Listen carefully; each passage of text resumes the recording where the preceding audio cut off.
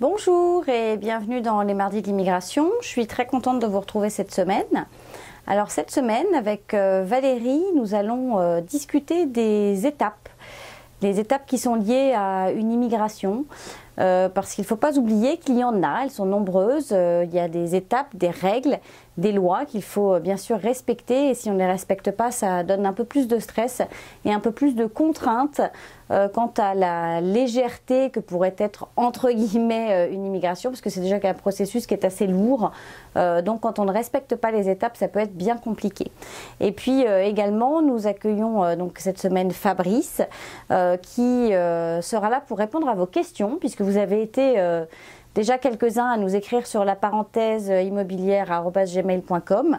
Donc nous avons vos questions et puis vous verrez d'ailleurs Patch, notre petite amie à quatre pattes, nous rejoint sur cette émission puisqu'on va parler notamment des animaux et de la location avec nos petites bestioles à quatre pattes. Voilà, donc on se retrouve tout de suite après la pause avec Valérie. Conseil de pro vous est présenté par Valérie Flatt, consultante réglementée en immigration canadienne. Bonjour Valérie. Bonjour Géraldine. Bon, alors cette semaine, j'ai un peu envie qu'on parle toutes les deux des étapes. Oui. Là, c'est moi qui lui impose cette semaine. Des règlements. D'accord. Et des lois, entre guillemets, enfin des lois, la façon dont ça se passe en fait pour immigrer. Parce qu'en fait, j'ai un peu remarqué que certaines personnes se disent qu'ils ont leur CAQ par exemple pour des étudiants, où ils ont commencé à lancer des choses, puis ils se disent bah, de toute façon je vais arriver, je vais m'installer, et puis une fois que je vais être installée, bah, de toute façon adviendra ce qu'adviendra, je verrai. Et ils le font avec des enfants, ou ils le font seuls.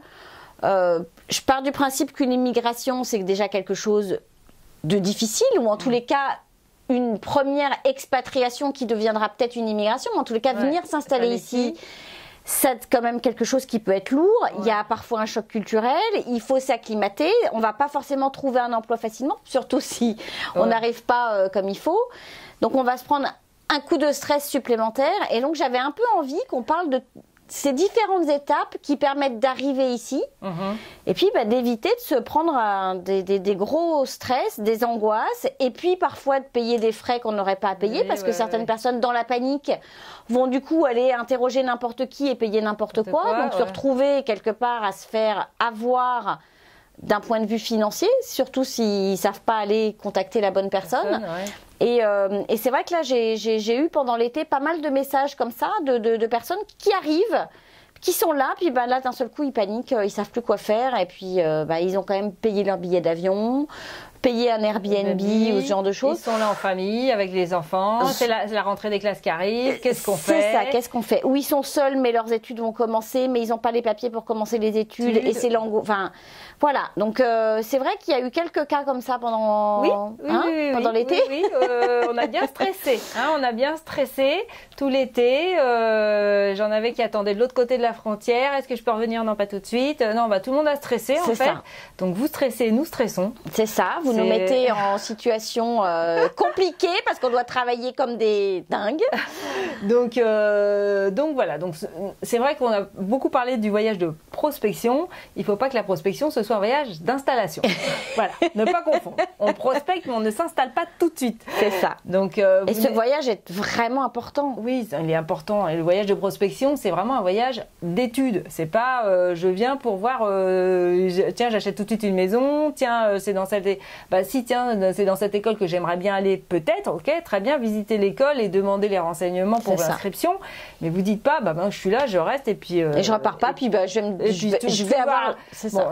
J'avoue qu'on a réussi à trouver des solutions, mais ça a été très très pénible. Enfin très pénible pour tout le monde, c'est-à-dire qu'il y en a qui se sont retrouvés avec vraiment les fesses entre deux chaises, quoi. Et puis vous voyez que les chaises s'écartaient de plus en plus et ils étaient prêts à tomber là. Donc c'est vraiment pas, ce sont vraiment pas des situations faciles à vivre, surtout si on est en famille avec des enfants qui eux se disent mon Dieu, dans quelle école je vais aller et peut-être que je suis pas admissible pour faire la rentrée. Surtout qu'ils entendent vos discussions, ils sentent votre stress. Je veux dire, vous leur faites pas commencer une nouvelle vie au Canada ou au Québec dans un confort absolu. Je veux dire, pour eux aussi, ça va être un choc culturel. L'école, je veux dire, la langue. Je veux dire, faut pas omettre que dans certaines régions du Québec dans lesquelles vous allez vous installer, je veux dire, l'école, ça va pas être l'école française à laquelle ils sont habitués. La garderie d'enfants, ça va pas être la garderie d'enfants à laquelle ils sont habitués. Il va y avoir des changements. Donc, je veux dire, vos enfants, vous les mettez déjà dans une situation. Donc, oui, ils vous suivent, vous êtes heureux, vous êtes content. Sauf que si à un moment donné, ils vous sentent en panique et ils vous sentent angoissés, ils vous sentent stressés, ils vont le ressentir aussi. Et je veux dire, moi, j'ai quand même regardez les émissions qui sont passées, il y a quand même une des interviewées qui a parlé de son fils, qui a vécu une situation très compliquée, qui a vraiment été malheureux. Et je veux dire, des histoires comme ça, il y en a. Donc, si on peut passer par les étapes, suivre le chemin, on va dire. C'est ça, faire ses devoirs. Faire ses devoirs, voilà. Faisons les choses comme il se doit, comme il faut les faire. C'est-à-dire, première visite, très bien, visite de prospection. Il y en a beaucoup parmi vous qui l'année dernière sont venus me voir une première fois. On a discuté de votre projet, c'est très bien, parlons du projet. Comment vous voulez le faire, quels moyens vous avez pour y arriver. C'est ça, quelles compétences vous avez pour y arriver. Si on peut mettre tout en route, parfait, vous rentrez, vous préparez vos petites affaires en attendant d'avoir le visa et vous revenez avec votre visa. Et là, ça se passe très bien. Dans ces cas de figure-là, ça s'est très bien passé, il n'y a aucun problème. Exactement. Mais ceux qui arrivent et puis la prospection se transforme en installation alors qu'ils n'avaient rien du tout, c'est vraiment un stress pour tout le monde. Et puis je vais vous dire, vous n'êtes même pas assuré de pouvoir rester. C'est ça, vous ne trouverez pas forcément d'emploi. Parce qu'il y en a qui ont vendu leur maison en France, il y en a qui vendent tout, qui viennent ici, et puis qui se disent Inch'Allah. Vous rentrez faire quoi en France, quoi. C'est ça. Il faut pas faire ça, parce que c'est vrai que c'est ridicule. Il y a des chemins, il y a des routes toutes tracées là pour bien faire les choses, pour s'inscrire dans une école, obtenir votre permis d'études ou trouver un employeur, obtenir votre permis de travail et venir. Ça veut dire que c'est des gens qui n'ont pas fait de reconnaissance de diplôme, c'est-à-dire que ce sont des gens qui n'ont pas forcément passé leur test de langue. Ouais. Voilà, donc il y a quand même des choses. Ça, on n'est pas obligé de les faire non plus, quoi. Non, mais ça peut peut-être aider dans un processus. C'est sûr que travaillez votre projet, ne faites pas les choses comme ça sur un coup de foudre ou un petit coup de folie. C'est ça. Essayez d'y penser et de prévoir. Surtout, si vous êtes jeune et tout seul, je dirais qu'il y a moins de risques, risques. Mais si vous êtes en famille, non, s'il vous plaît, ne faites plus ça. Ne faites plus ça. C'est ça, surtout que je veux dire, après que vous veniez ici en vous disant je vais venir pendant 1 ou 2 mois, je vais essayer de convaincre un employeur de m'employer parce que j'ai les compétences, parce que je suis allée voir sur Qualification Québec qu'effectivement j'avais les compétences qu'il fallait et que ça allait bien se passer. Et donc je vais convaincre un employeur de me faire un contrat de travail, ou pour les plus jeunes, parce que c'est jusqu'à 35 ans, 36 ans. Jusqu'à la veille du 36e anniversaire. C'est ça, donc pour ceux-là qui veulent essayer du jeune pro, venir chercher un emploi, très bien. Mais sachez qu'après, c'est quand même mieux de repartir, tu es d'accord avec moi, pour faire tous les papiers, pour mieux revenir et être préparé. Ne serait-ce que pour aller chercher vos affaires, quoi. C'est ça. Donc, je pense qu'il y a puis, je veux dire, c'est quand même insécurisant d'être ici de façon, entre guillemets, pas légale. Surtout que rappelez-vous que depuis le 31 juillet, les pays européens, vous êtes obligés de faire la biométrie. Donc, si vous êtes au Canada, il n'y a pas encore de bureau au Canada qui vous permette de faire votre biométrie au Canada. Donc, de toute manière, moi, depuis le 31 juillet, tous les clients, ils sont obligés de ressortir aux États-Unis. Donc, petit moment de stress, parce que vous n'êtes pas sûr, une fois être sorti aux États-Unis, que l'agent va vous laisser re-rentrer. Surtout s'il voit dans le système que vous êtes en demande de quelque chose, en attente d'une demande de permis d'études, permis de travail. Donc moi, j'ai eu des clients qui ont vécu vraiment un gros moment de stress. Donc déjà, il fallait se payer location de voiture, aller aux États-Unis, n'importe où, aller faire la biométrie et attendre. Donc hôtel, ainsi de suite. Donc quand on est une grosse famille, on attend aux États-Unis parce qu'on n'est pas sûr, qu'on ne veut pas prendre le risque de se représenter. Donc c'est pas des papiers. Vacances, donc c'est pas agréable. Non. Donc on profite pas de ce voyage aux États-Unis qui pourrait être le moment de découvrir le Maine, par exemple. Non, parce qu'on est en attente, on est en attente de cette réponse, et puis on est en attente de savoir si je vais pouvoir me représenter correctement à la frontière. Et donc je dirais vraiment non, faites pas, ne le faites pas, s'il vous plaît, ne le faites pas. Réfléchissez, parlez-en autour de vous, parlez-en à d'autres professionnels si vous voulez, mais préparez votre projet. C'est ça. Un projet, ça se prépare, il y a des étapes, je sais que c'est long, c'est vrai que la résidence permanente, c'est long, c'est vrai que de trouver un travail de l'extérieur du Québec, c'est long, c'est vrai qu'il faut faire son CV d'une certaine façon, on en parle, et il y a un guide à votre disposition, si vous voulez l'acheter, je vous ai fait un guide exprès pour comment faire votre CV, quels sont les sites sur lesquels vous pouvez aller chercher de l'emploi. pour répondre à des annonces. Le guide est très complet, donc je veux dire, n'hésitez pas à aller le chercher, enfin le télécharger. Et puis, faites appel à nous. Je veux dire, on peut vous aider à bâtir votre projet, t'es d'accord? Oui. On peut vous aider à arriver. Hein. On a beaucoup de clients qui sont maintenant ici. Oui. Donc, on est ravis d'ailleurs, parce que c'est des belles étapes, c'est ça. Des beaux projets, mais ça a été fait avec, je dirais, la plupart des cas, ça a été fait bien. C'est ça. Et puis, il y a eu un petit quart où là, ça a été un peu la bérésina, mais bon. On a réussi à les sauver, mais je veux dire, là, c'était des cas in extremis. Et puis maintenant, le Canada, il commence à être de plus en plus... ils comprennent qu'il y en a qui jouent un peu avec le système. Et puis, ça va être de plus en plus... Sévère. Sévère, exactement. Et puis, c'est vrai que les élections arrivant du 1er octobre, hein, je le rappelle, en fonction du nouveau ministre qui va être sélectionné, je veux dire, il y a quand même des ministres qui sont plus ou moins ouverts à l'immigration. Donc, on va essayer de ne pas jouer, parce que si c'est un ministre qui veut resserrer les vis un peu de l'immigration, ça veut dire que ça va être plus compliqué aussi pour les personnes qui veulent arriver comme ça, olé. Ouais. Et puis, alors rappelez-vous que là, pour ceux qui veulent reprendre des études au Canada, il y a la session d'hiver qui commence en janvier. C'est maintenant qu'il faut s'inscrire dans les écoles. C'est vrai ça. Perdez pas votre temps, c'est maintenant qu'il faut commencer votre dossier d'inscription, avoir votre lettre d'acceptation et commencer les démarches administratives.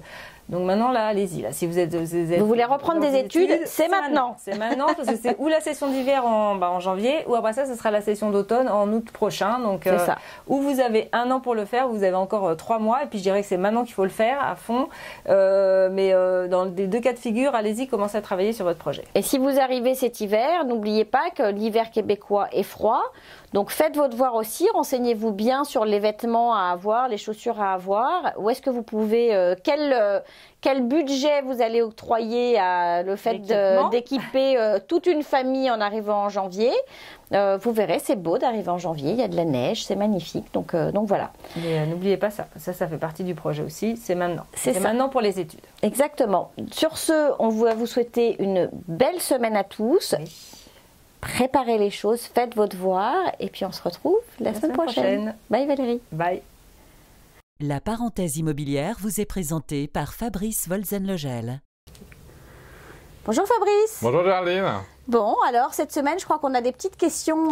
Et oui, cette semaine, on a eu la parenthèse immobilière à commercial@gmail.com. On vous la répète, à nouveau. On a eu pas mal de courriels et il y a eu des choses intéressantes. Donc, je trouvais que c'était bien pour la rentrée de répondre aux questions des gens. Exactement. Sans que les gens se remettent dans leurs projets, qui sont partis et qui se posent des questions pour l'avenir. Donc, on a eu plusieurs questions, j'en ai isolé 3 thèmes, on va dire ça comme ça. D'où la présence de Patch. D'où la présence de Patch sur une, on reviendra après. Et donc, d'où la présence de mon téléphone, parce que les questions sont dessus, et donc je vais vous répondre. Alors, je vous lis juste la partie de la question qui me semblait intéressante. C'est une question d'Émilie, qui est un petit peu plus ancienne, mais qui est intéressante. C'est que doit contenir au minimum un logement pour être catégorisé de meublé? Faudra-t-il s'attendre à racheter un lit ou un bureau, par exemple, sur place? Alors, la catégorie meublé, en fin de compte, elle est assez vaste. C'est-à-dire que dans la notion de meublé, on part du principe que vous avez normalement dans l'appartement qui vous est fourni tout pour vivre en autonomie. C'est-à-dire que vous avez techniquement besoin de ne rien racheter.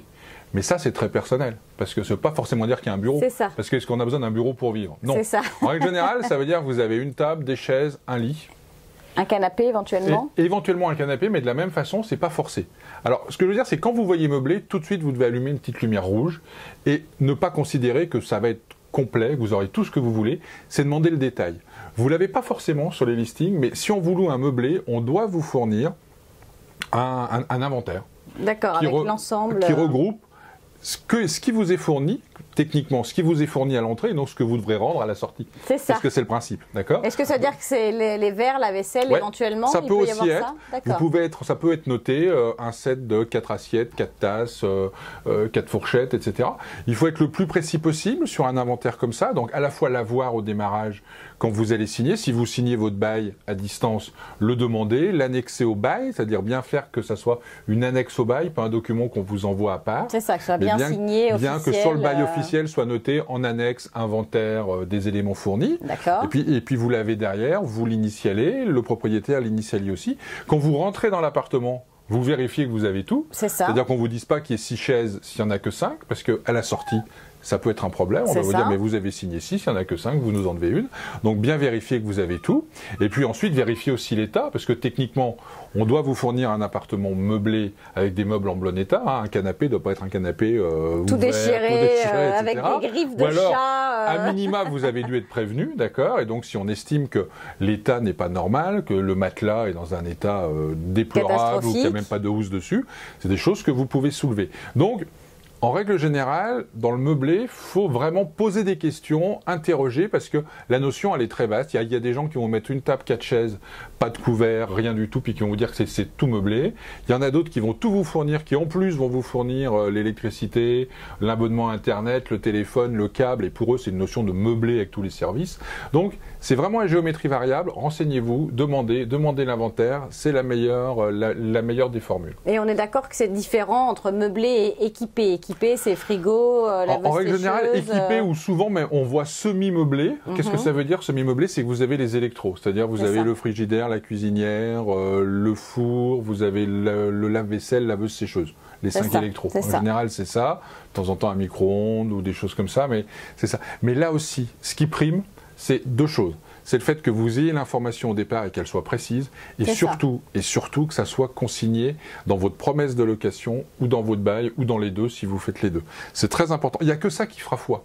Il n'y a rien d'autre qui fera foi. C'est pas on m'a dit que, on m'avait dit que, il paraît que. Non, ça ne marche pas. C'est qu'est-ce qui est noté sur mon bail. J'ai eu un exemple cette semaine où quelqu'un avait loué un appartement meublé, mais c'est pareil, il n'y avait pas tout dedans. Et le propriétaire n'avait pas pensé à récupérer sa télé. Enfin, le fils du propriétaire n'avait pas pensé à récupérer sa télé. Les locataires sont rentrés il y a une semaine. Le propriétaire les appelle en leur disant je passe récupérer ma télé. Alors que, quand ils sont rentrés, ils ont vu la télé, ils se sont dit, la télé est fournie, la télé est fournie. Non, parce qu'au bail et dans la promesse de location, on n'avait pas prévu de télé. Voilà. Donc, c'est important c'est ce qui est marqué dans votre bail qui fait foi. Voilà. Donc, pensez-y. Pensez-y. Deuxième question. Donc, si on passait à celle qui pourrait concerner le patch qu'on a marre, qui n'est pas trop écran... D'accord, pas trop écran patch. Alors, on va poser la question. Donc, la question vient de Saïda. Qui nous remercie de cette superbe émission. Merci Saïda de tes encouragements. Et qui globalement nous explique qu'elle va venir ici d'ici 2 ans en résidence permanente. D'accord. Et qu'elle a 7 poilus. 7 poilus. Donc 7 poilus, c'est-à-dire qu'elle a 5 chats et 2 chiens. D'accord. Et elle me dit, en ce qui concerne l'acceptation des animaux dans un logement, ils ont contacté la MACPAC, on va en discuter après, pardon. Est-il possible combien est-il possible de détenir d'animaux dans un logement et comment globalement ça se passe avec ces animaux-là? Voilà. Alors on va libérer Patch rapidement. Alors on va expliquer déjà que l'une des règles absolues, c'est que vous ayez un ou plusieurs animaux dans votre logement et que vous êtes appelé à faire sortir de votre maison, il faut le déclarer à la municipalité, à la ville. La municipalité, en général, vous prend une petite dîme. Entre 30 et 50 $, 60 peut-être. Voilà, ça dépend des endroits. Et vous fournit une médaille. Voilà, la petite médaille. Une médaille, pardon, c'est mon téléphone, désolé. Et vous fournit une médaille qui vous prouve que votre chien est en règle. Est en règle complète. Et donc, si vous vous faites arrêter, vous n'avez pas d'amende. Voilà. Et si le chien se promène dans la rue et qu'il le voit, etc., il voit qu'il est là, votre chien est en règle. Et en plus, ça permet de l'identifier, ce qui n'est pas plus mal. Et après, il a même la médaille de la rage. Voilà. Donc, après, quand il va chez le vétérinaire, il a la médaille de la rage qui permet à la fois de s'assurer qu'il est vacciné et aussi de l'identifier s'il se perd, puisque avec le numéro, on arrive à le retracer.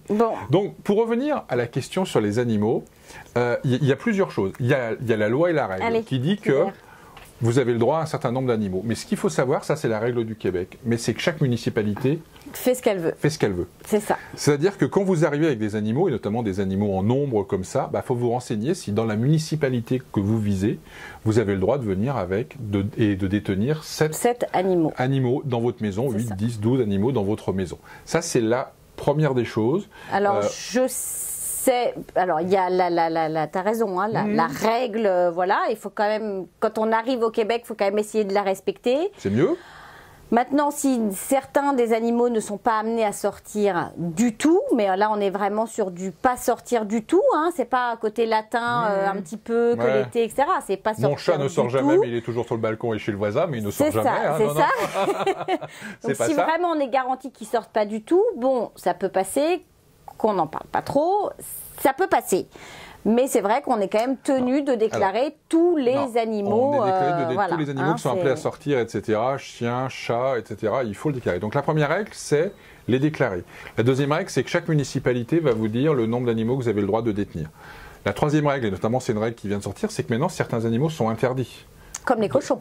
Comme les cochons, il y a eu un débat récemment, etc., sur la municipalité. Excusez-nous, petite private joke. Comme certaines races de chiens, les pitbulls au jour d'aujourd'hui sont interdits dans certaines municipalités, etc. ici.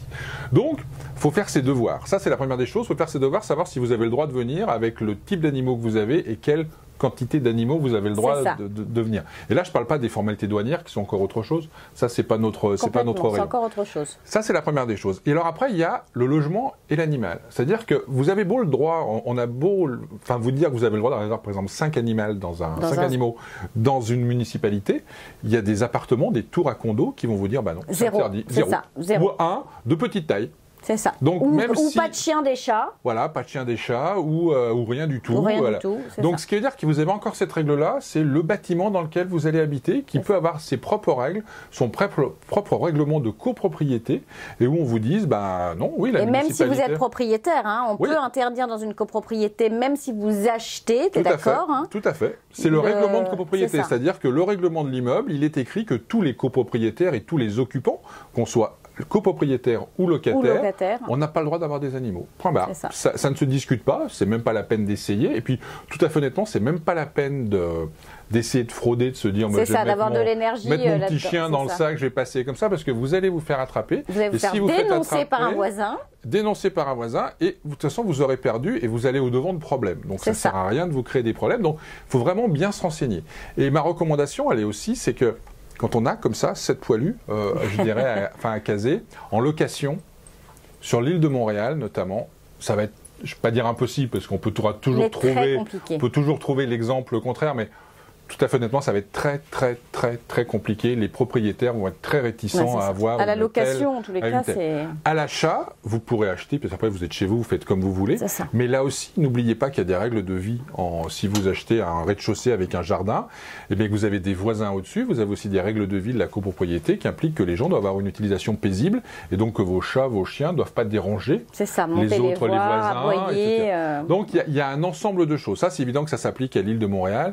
Évidemment que si vous voulez rive sud, rive nord, ou dans la forêt, ou dans des endroits un petit peu plus, on va dire, campagne, ça sera plus facile. Mais sachez que si vous voulez vous installer vraiment dans une communauté urbaine, avec autant d'animaux, ça peut être compliqué, et les propriétaires peuvent et vont très certainement vous refuser la majorité des appartements ou des maisons que vous allez voir. Voilà. C'est sûr. Nous avions également, comme cette jeune femme, 7 poilus, puisque nous avions 2 chiens et 5 chats.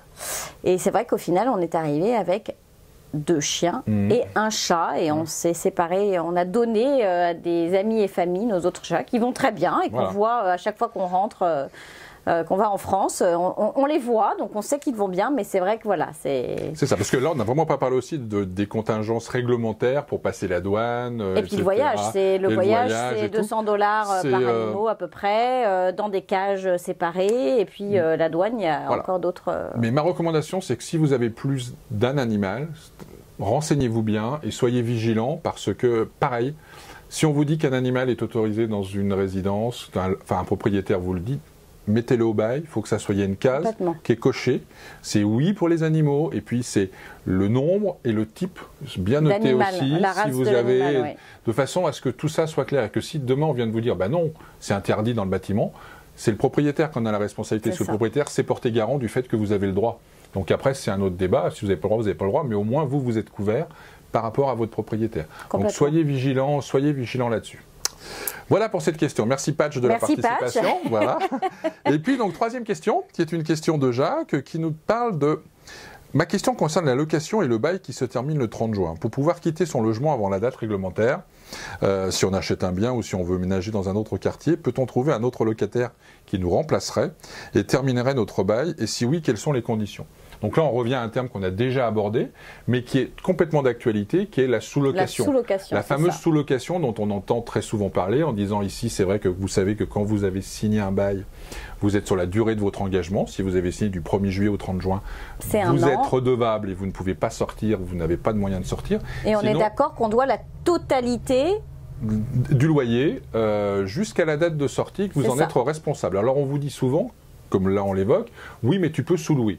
Oui, c'est vrai que vous pouvez sous-louer, c'est un droit, c'est marqué dans votre bail, etc. Mais quelles sont les conditions? Alors, il y a deux types de sous-location, entre guillemets, je dirais, enfin de remplacement de sous-location. Il y a la sous-location pure où vous trouvez quelqu'un qui vous remplace, vous sous-louez à cette personne vous paye et vous continuez à payer le propriétaire. Dois-je avoir l'accord du propriétaire? Alors, il faut avoir l'accord du propriétaire qui peut refuser, etc. Enfin, qui peut refuser. Il ne peut pas vraiment refuser, mais il peut émettre des doutes ou des choses comme ça. Mais surtout, le plus important de l'histoire, c'est que c'est vous qui restez responsable du paiement des loyers, c'est vous qui restez responsable de l'état de l'appartement dans lequel vous allez le rendre à la fin. Donc autant vous dire que les sous-locataires que vous installez, vous avez intérêt à être plutôt sûr d'eux, à bien les connaître, parce que si vous ravagez l'appartement, c'est vous qui allez la sortie quand vous allez rendre les clés. Le propriétaire va dire mais vous avez sous-loué, c'est votre problème, moi c'était vous le responsable. Donc au jour d'aujourd'hui, la machine ne marche plus, un mur a été vandalisé, percé, une fenêtre est cassée, voilà, ça vous coûte 100, et puis vous pourrez rien dire. Vous pourrez vous retourner contre votre sous-locataire.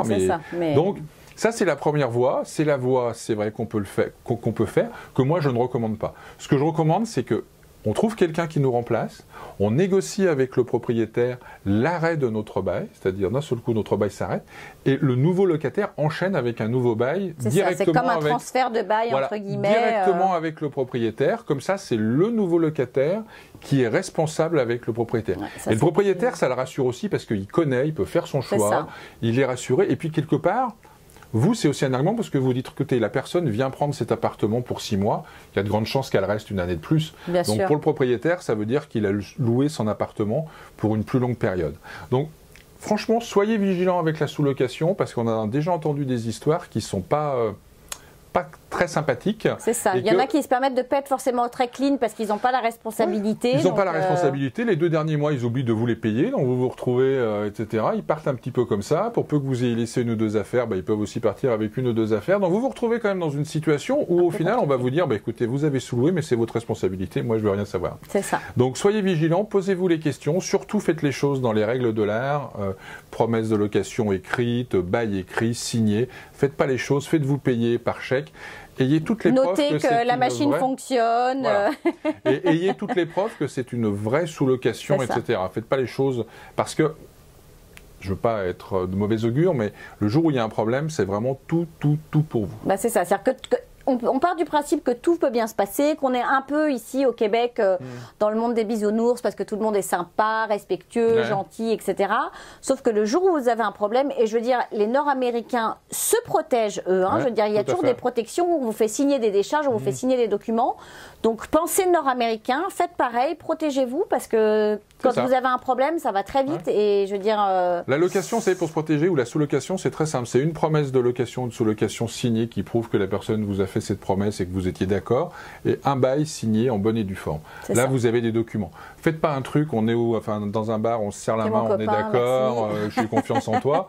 Parce que 6 mois après, la confiance, elle a pu s'éroder, il y a pu y avoir des problèmes, puis là, vous n'avez aucun écrit qui prouve quoi que ce soit. Donc, faites les choses dans les règles de l'art, vous verrez, vous serez beaucoup plus serein pour la suite. C'est ça, on ne veut pas vous faire peur, parce qu'on est très heureux au Québec, mais...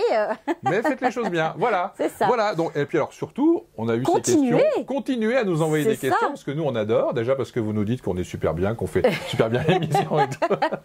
Donc, on adore ça. Et puis parce que c'est intéressant d'être interactif et de répondre comme ça aux questions. Donc, on répète, la parenthèse immobilière, @gmail.com.